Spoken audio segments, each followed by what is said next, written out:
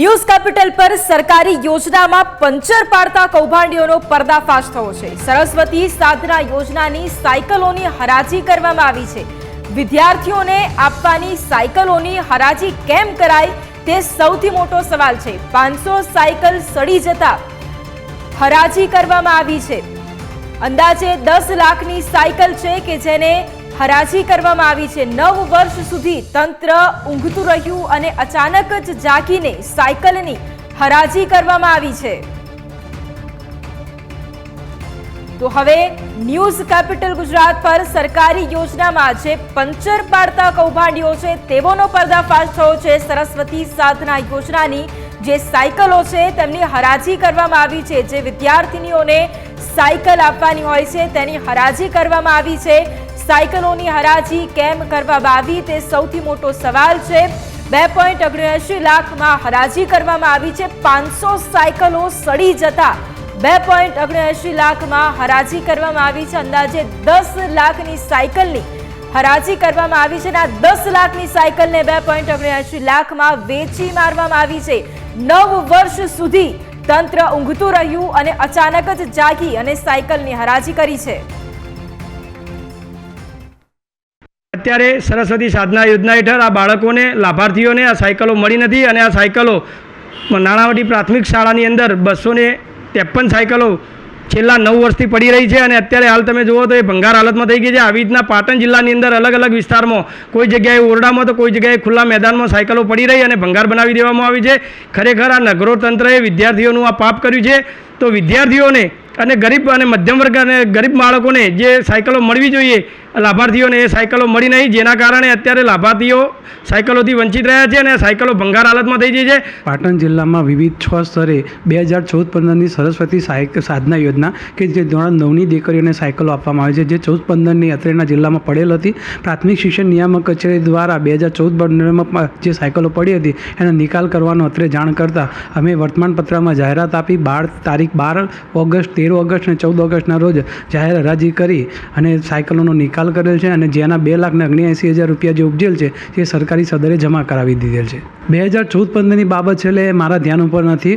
હું મારા ધ્યાન ઉપર પ્રાથમિક શિક્ષણ નિયામકના પત્રથી જાહેર હરાજી કરવાનું કીધેલ અને મેં એ પત્રને અનુસરી અને જાહેર હરાજી કરેલ છે। તો આજ મુદ્દે કોંગ્રેસ નેતા હેમાંગભાઈ રાવલ ફોન લાઈન પર છે। હેમાંગભાઈ, સ્વાગત છે ન્યૂઝ કેપિટલમાં આપનું।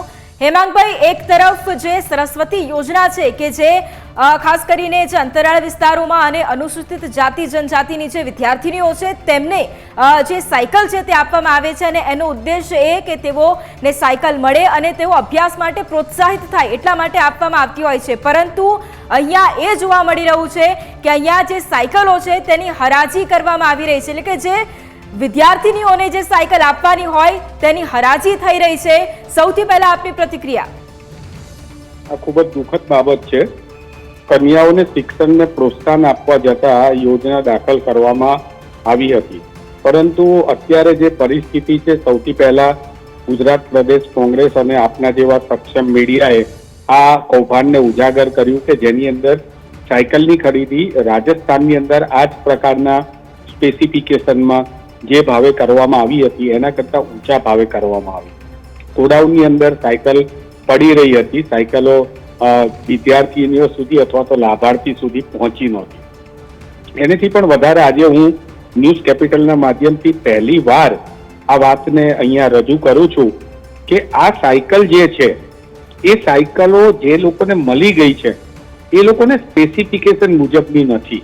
હું તમને એક દીકરીના પિતાજીનો મને ફોન આવ્યો અને એમણે એમ કીધું, ગોધરા કે દાહોદ બાજુની એ દીકરી હતી, મારી જોડે એમનો નંબર પણ છે, કે ભાઈ મારી દીકરીની સાયકલ હું સર્વિસ કરાવવા માટે ગયો અને સર્વિસમાં એમણે વ્હીલ ખોલ્યું તો આશ્ચર્યજનક રીતે એની અંદર બેરિંગ જ નહોતી। એનો મતલબ જે ટેકનિકલ લોકો જાણે છે, આપણે સાયકલ ચલાયેલી છે, સાયકલનું વ્હીલ બેરિંગથી ચાલે, બેરિંગની જગ્યાએ બુશિંગ હતું।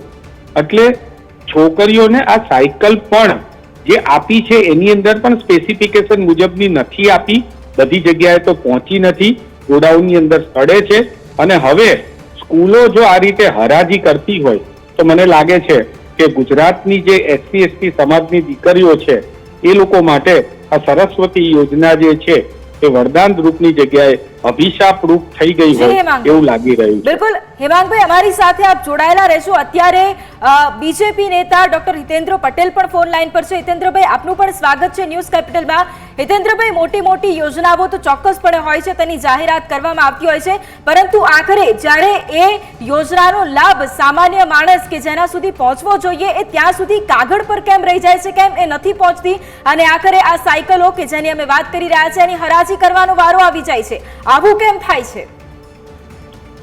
રાજ્યના પ્રવક્તા મંત્રીશ્રીએ આ બાબતે હાઉસ ચાલુ છે ત્યારે ગઈકાલે ખૂબ ડિટેલમાં સ્પષ્ટતા કરી છે કે આ પ્રકારની ઘટના અમારા સામે આવી છે, જેની તપાસ કરતા આવી જે સાયકલો છે એ રાજ્યના શિક્ષણ વિભાગે અને દીકરીઓને આપવા માટે જે ખરીદી હતી એમાં એના સ્પેસિફિકેશન પ્રમાણે અથવા ISI માર્કાની નહીં હોવાથી એ કામ અટકાવ્યું છે, એનું પેમેન્ટ પણ અટકાવ્યું છે. અને એટલે જે તે સપ્લાયરે એડવાન્સમાં ભૂતકાળની જેમ એને જે સેન્ટરો ઉપર એને રજૂ કરવાનું કામ મળવાનું હતું એ પ્રમાણે એને ત્યાં સ્ટોક કર્યો તો પોતે, પણ રાજ્યની સરકારની સતર્કતાથી એમાં એના સ્પેસિફિકેશન પ્રમાણે નહીં માલુમ પડતા એનું કામ પણ અટકાવેલું છે, એનું પેમેન્ટ પણ અટકાવેલું છે. આવનારા દિવસોમાં પૂર્ણ સ્પેસિફિકેશનની સાયકલો મળે એવો પ્રયાસ સરકાર કરી રહી છે. સવાલ એ છે કે જે લોકો પ્રશ્ન ઉભો કરે છે એમને તો સ્વપ્નમાં પણ દીકરીઓને આ પ્રમાણે ગણવેશ આપવો પડે અથવા આવી સાયકલ આપવી પડે, એને મફત ભોજન આપવું પડે, એને ઉચ્ચ શિક્ષા માટે શિષ્યવૃત્તિ આપવી પડે, એને ફોરેન ભણવા માટે શિષ્યવૃત્તિ આપવી પડે અથવા લોન આપવી પડે. એટલે કન્યા કેળવણીનો આખો કન્સેપ્ટ તત્કાલીન શિક્ષણ મંત્રી આનંદીબેન પટેલ સાહેબના નેતૃત્વમાં જે પ્રમાણે ગુજરાતમાં ગોઠવાયો અને બાલ મંદિરથી શરૂ કરીને પ્રાથમિક શિક્ષણથી શરૂ કરીને માધ્યમિક અને ઉચ્ચ માધ્યમિક અને ટેકનિકલ શિક્ષણ માટે પણ, અને એમાં ખાસ કરીને દીકરીઓને જે આ વિશેષ સુવિધાઓ આપવાનું કામ એ સમગ્ર દેશમાં ગુજરાતની ભારતીય જનતા પાર્ટી સરકારે તત્કાલીન મુખ્યમંત્રી આદરણીય નરેન્દ્રભાઈ મોદી સાહેબના નેતૃત્વમાં શરૂ કર્યું હતું. અને કન્યા કેળવણી, શાળા પ્રવેશોત્સવ, ગુણોત્સવ જેવા માધ્યમથી આને વેગ આપવાનું કામ પણ આ સરકારે કર્યું છે. દૂર સુદૂર સુધી ગામડાઓમાં દીકરીઓને પગે ચાલીને ના જવું પડે એની ચિંતા પણ ગુજરાતની સ્થાપના પછી ભારતીય જનતા પાર્ટી સરકારે કરી છે. આ વખતે આ સાયકલોમાં જે મુશ્કેલી પડી છે એનું તાત્કાલિક અનુસંધાન લઈ અને સરકારે એને રિજેક્ટ પણ કરી છે અને સમયસર નવી સાયકલો મળે ફરીથી એવી વ્યવસ્થા પણ કરી. જી હેમાંગભાઈ, અહીંયા હિતેન્દ્રભાઈનું એવું કહેવું છે કે જે આ યોજનાઓ છે તે તેમની સરકાર જ લાવી હતી અને કોઈ તકલીફ ન પડે તે માટે જ આવા પ્રકારની યોજનાઓ છે તે લાવવામાં આવતી હોય છે.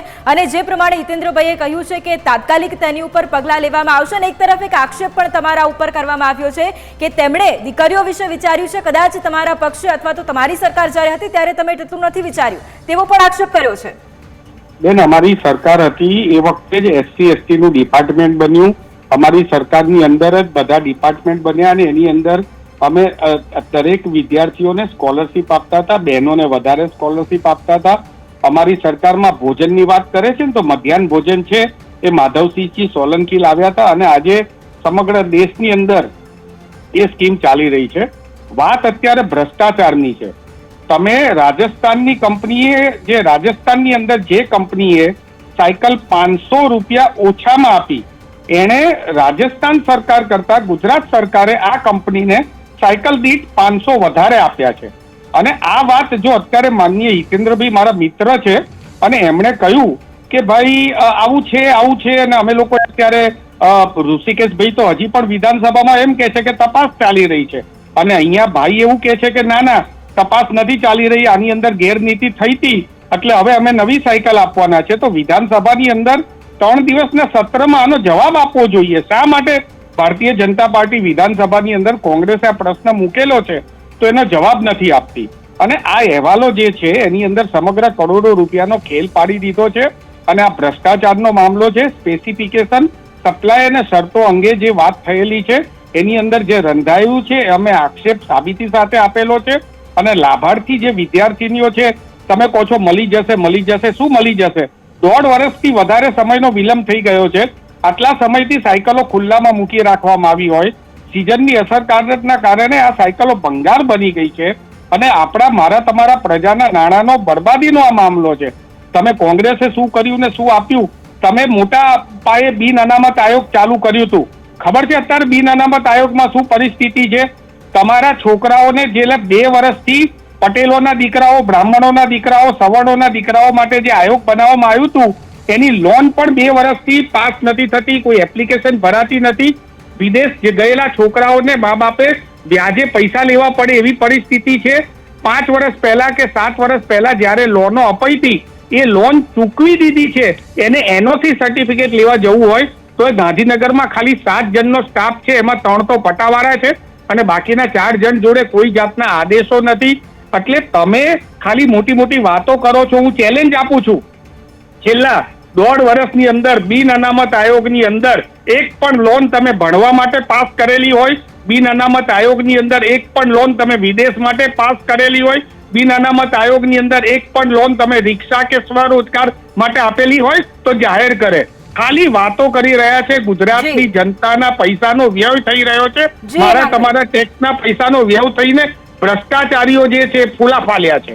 જી હિતેન્દ્રભાઈ, અહીંયા હેમાંગભાઈનો એક તો સૌથી પહેલા આક્ષેપ કે ભ્રષ્ટાચાર થઈ રહ્યો છે, સૌથી મોટો આક્ષેપ સરકાર પર કરવામાં આવી રહ્યો છે કે ભ્રષ્ટાચાર થઈ રહ્યો છે.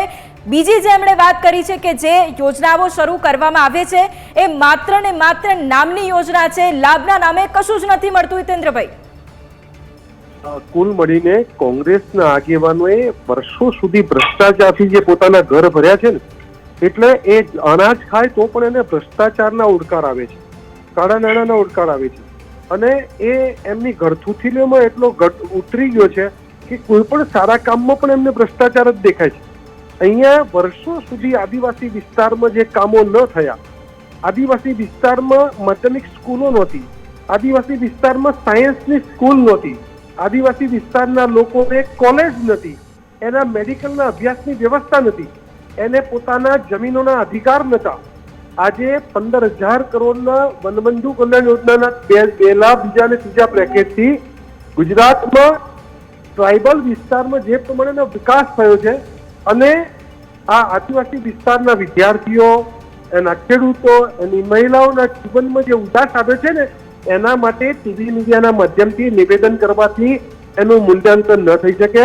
22માં અને 24માં નજીક જ હમણે પેરામીટરમાં આપણે ગયા છીએ અને સમગ્ર વિસ્તારે જે પ્રમાણે આ સરકારને આશીર્વાદ આપ્યા છે એના વ્યક્તિગત જીવનમાં હું લગભગ ગયા અઠવાડિયે 14મી તારીખે આ આઝાદીના જે વિભાજનની વિભીષિકા કોંગ્રેસના પાપથી દેશ જે ભોગવી રહ્યો છે એ વિશે ભારતીય જનતા પાર્ટીના એક કાર્યક્રમમાં મારું પ્રવચન હતું. હું દાહોદ જિલ્લામાં ફર્યો છું. જે પ્રમાણે એનો વિકાસ થયો છે, લોકોમાં જે ઉજાસ છે, એ વિસ્તારના રોડ, રસ્તા, શાળા, કોલેજો, જે પ્રમાણે દવાખાનાઓની સુવિધાઓ થઈ છે, એ પ્રમાણે દેશમાં એ લોકોએ જે પ્રમાણે સમર્થન આપ્યું, મને લાગે છે કે કોંગ્રેસ આ સાયકલ, આ મધ્યાહન ભોજન યોજના કે આ વાત કરવાની હતી આદિવાસીની અને લઈ ગયા ઈડીસી ઉપર. એટલે મારી વિનંતી છે કે તમે તમારા એ વિસ્તારમાં જઈ અને જનસમર્થન માટે પ્રયત્ન કરો, તમારો વિષય મૂકો, એમને પડતી મુશ્કેલીઓની રજૂઆત કરો. અમે અમારો વિષય મૂકીએ કે અમે શું શું આપ્યું છે અને પછી જે નિષ્કર્ષ નીકળે, મને લાગે છે કે સાચ અર્થમાં જનતા સુધી પહોંચવાનો પ્રયાસ ભારતીય જનતા પાર્ટીએ કર્યો છે. આદિવાસીઓના જીવનમાં, સમગ્ર ગુજરાતવાસીઓના જીવનમાં અનેક મોરચે જે બદલવાનો પ્રયાસ કર્યો છે. એ તમે રોડ રસ્તાની વાત કરો, તમે મેડિકલ કોલેજની વાત કરો, તમે એન્જિનિયરિંગ કોલેજની વાત કરો, તમે એના આરોગ્યની સુવિધાની વાત કરો, એને એના ઘરે નિયમિત રીતે મફત અનાજ મળે એની વાત કરો, મધ્યાહન ભોજનમાં જે સડેલું અનાજ મળતું હતું અને આજે જે રાંધેલું સરસ હોમ ડિલિવરી મળે છે, જે શિક્ષકો પણ ટેસ્ટ કરીને આપે છે, તો વ્યવસ્થાઓમાં બદલાવ આવ્યો. તમે જે નળિયાવાળી પાણી ટપકતી સ્કૂલો હતી અને એમાં ડોલ મૂકીને પાણી ઝીલવું પડતું હતું, આજે જે પ્રમાણેના કેમ્પસો બની રહ્યા છે, જે પ્રમાણે કોમ્પ્યુટર ક્લાસ બની રહ્યા છે, જે પ્રમાણે સ્માર્ટ ક્લાસ બની રહ્યા છે, એ પણ વ્યવસ્થા મીડિયાનો અને પ્રજાનો સમય વ્યસ્ત કરી રહ્યા છે. હિતેન્દ્રભાઈ, વાત અહીંયા આપણે બીજી બધી કરી, પરંતુ અહીંયા જે સરસ્વતી યોજનાની વાત છે તેની ઉપર પાછા ફરીએ તો હેમાંગભાઈએ એ સીધો આક્ષેપ કર્યો કે એક તરફ ઋષિકેશભાઈ વિધાનસભાની અંદર જે નિવેદન આપે છે એ કંઈક અલગ છે અને તમે અત્યારે જે નિવેદન આપી રહ્યા છો તે કંઈક અલગ છે. હેમાંગભાઈનું એવું કહેવું છે આ મુદ્દે.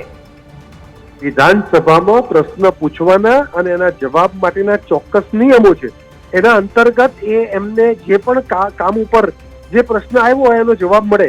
અહીંયા ગઈકાલે મેં ટીવીમાં ઋષિકેશભાઈને બાઇટ આપતા સાંભળ્યા છે કે આ સાયકલોના મુદ્દે એ સાયકલોની ખરીદીમાં જે સ્પેસિફિકેશનથી સરકારે માગણી કરી હતી એ સ્પેસિફિકેશનથી મળી નથી, એટલે એ જથ્થો અટકાવેલો છે. એ વિદ્યાર્થીનીઓને આપવા નથી દીધો. પરંપરા પ્રમાણે કાયમ આ કામ ચાલતું હોય એટલે સપ્લાયરે એરિયા વાઇઝ એ મોટી સ્કૂલોમાં એનો સ્ટોક કર્યો હતો, પણ સરકારે એ કામ રોકી દીધું છે, એનું પેમેન્ટ પણ નથી કર્યું. આ વાત મીડિયામાં ઋષિકેશભાઈએ ગઈકાલે કરી છે. એ જ વાત એમના શબ્દો હું જનતાની વચ્ચે મૂકું છું. ભારતીય જનતા પાર્ટીએ જે ટ્રાન્સપરન્સીથી કામ કર્યું છે અને ગ્લોબલ ટેન્ડરથી કામ કરવાનું, સ્પર્ધાત્મકતાથી કામ કરવાનું, ઓનલાઈન પેમેન્ટ કરવાનું, તમામ પેમેન્ટ પણ ખેડૂતના કે લાભાર્થીના ખાતામાં સીધું જાય એવી વ્યવસ્થા કરવાનું કામ આ ભારતીય જનતા પાર્ટી સરકારે જ કર્યું છે. આજે પેપરમાં છે કે આખા યુરોપિયન કન્ટ્રીના તમામ દેશોની જેટલી સંખ્યા છે એટલી વાર તો યુપીઆઈ થી પેમેન્ટ કર્યું છે આપણે. જી હિતેન્દ્રભાઈ, અહીંયા ચોક્કસપણે પણ આપણે ગુજરાતમાં પાછા એટલા માટે આવી છે કારણ કે આ મુદ્દો અંતરાળ વિસ્તારોનો પણ છે. હેમાંગભાઈ, અહીંયા હિતેન્દ્રભાઈએ જેમ વાત કરી કે ઋષિકેશભાઈએ જે નિવેદન પણ આપ્યું અને તેને લઈને હવે જે કામગીરી છે તે પણ કરવામાં આવી રહી છે. એક વિપક્ષ તરીકે પણ ખાસ કરીને એ પણ સમજવું છે કારણ કે તમે પણ આ મુદ્દો, તમને એક ફોન કોલ આવ્યો, તેની પણ તમે માહિતી આપી છે, એટલે આ જવાબથી શું તમે સંતુષ્ટ છો? શું તમે એવું માનો છો કે ખરેખર જે નિવેદન આપ્યું છે એ જ પ્રમાણે કામગીરી થશે? સૌથી પહેલા તો જો ભારતીય જનતા પાર્ટીના પ્રવક્તા અને ઋષિકેશભાઈએ ગઈકાલે એવું કીધું હતું કે તપાસ ચાલી રહી છે. અહીંયા પ્રવક્તા શ્રી એમ કે છે કે એમણે સ્વીકારી લીધું છે કે સ્પેસિફિકેશન મુજબની વસ્તુ નથી મળી. તો આ સ્પેસિફિકેશન મુજબની વસ્તુ ના મળી હોય તો જે છોકરીઓને સાયકલો અપાઈ ગઈ છે એ સ્પેસિફિકેશન મુજબની નથી, એ લોકો માટે તમે શું કરવાના છો? તમારી ભૂલને કઈ રીતે સુધારવાના છો? નંબર 1. નંબર 2, 500 રૂપિયા તમે રાજસ્થાન કરતા વધારે આપેલા છે સેમ સ્પેસિફિકેશનના, તો એ 500 રૂપિયા તમે વધારે ચૂકવી દીધા છે, એ કઈ રીતે પાછા લેવાના છો? અને તમે યોજનાઓની ચર્ચાઓ કરવા માટે બહુ વાતો કરશો તો હું સામાજિક ન્યાય ઉપર જે છે અધિકારીતાના જે સૌથી મોટા મોટા નિગમો છે, ડોક્ટર બાબા સાહેબ આંબેડકર અંત્યોદય નિગમ, અનુસૂચિત જાતિ જનજાતિ, હસ્તકલા, કુટીર કલા, ઓબીસી, કોળી, ઠાકોર, દિવ્યાંગ, બિન અનામત સહિતના 15 થી વધારે સામાજિક ઉત્થાન નિયમો જે નિગમો છે તે છેલ્લા 2021 થી દૂર થઈ રહ્યા છે. તમને કહું કે 2021 થી 24 ની અંદર આ જ વિદ્યાર્થીઓ માટે થઈને સ્પર્ધાત્મક, ટ્યુશન, ભોજન, સહાય આ બધું જ બંધ કરી દેવામાં આવ્યું છે. વિદેશ લોન માટે 13,458 અરજીઓ થયેલી છે. સ્વદેશની શૈક્ષણિક લોન માટે 5688 અરજીની ફાઇલ પેન્ડિંગ છે.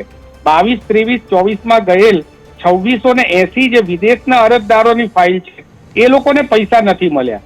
ઓફિસ સ્ટાફ 30 ની સામે 7 જણનો જ છે, મેં પહેલા પણ કીધું, અને એમાં પણ 3 જણ જે છે એ પટાવાળા છે, એટલે કામગીરી સંપૂર્ણ રીતે ઠપ્પ થઈ ગયેલી છે. અને એમાં પણ આ પ્રકારનો ભ્રષ્ટાચાર. ફરીથી કહું કે જે દીકરીઓને સાયકલ મળી ગઈ છે એમનું શું? જે સાયકલો ભંગારમાં તમે વેચી રહ્યા છો એનું શું? અને તમે જો અહીંયા સ્વીકારો જ છો કે સ્પેસિફિકેશન વિષયની મુજબની નથી મળી, તો એના માટે જે ભ્રષ્ટાચાર થયેલો છે એ ભ્રષ્ટાચાર જે છે એ ભ્રષ્ટાચારના નાણાં જ્યાં સુધી કમલમ સુધી કઈ રીતે પહોંચ્યા એની પણ સીબીઆઈ જોડે તપાસ કરવી જોઈએ. આવા પ્રકારની ખાલી માત્ર ને માત્ર કોંગ્રેસ ઉપર આરોપો કરો છો, અને તાકાત હોય તો આપો ને વિધાનસભામાં લીગલ ને ઓફિશિયલ જવાબ. શા માટે ત્યાં તમે સ્વીકારતા નથી કે અમારી સરકારમાં ગેરનીતિ થઈ છે? આ સંપૂર્ણ રીતે જો સાયકલના સ્પેસિફિકેશનો ખોટા હોય અને ભારતીય જનતા પક્ષના પ્રવક્તા એમ સ્વીકારતા હોય કે આ સ્પેસિફિકેશનો ખોટા છે, તો એનો મતલબ એમ થયો કે આ સ્પેસિફિકેશનો ખોટા છે એની જવાબદારી તમારી સરકારની છે.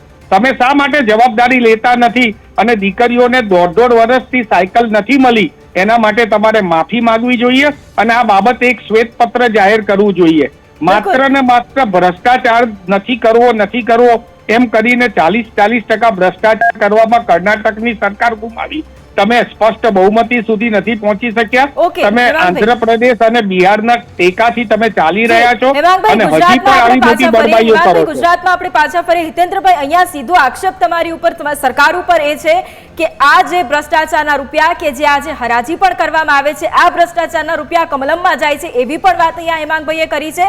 અને બીજી વાત સૌથી મોટી એ પણ છે કે આપે યુપીઆઈ પેમેન્ટની વાત કરી, યુરોપ કન્ટ્રીઝમાં અત્યારે બધું શરૂ થઈ ગયું છે તેની વાત કરી, પરંતુ વરવી વાસ્તવિકતા એ પણ છે કે હજુ પણ અંતરિયાળ વિસ્તારની એ જે બાળાઓ છે તેમને હજુ પણ, એ વિદ્યાર્થીઓને હજુ પણ જે તેમને મળવું જોઈએ, જે ફેસિલિટી, જે સાયકલો તેમને મળવી જોઈએ, હજુ સુધી તેમને નથી મળી.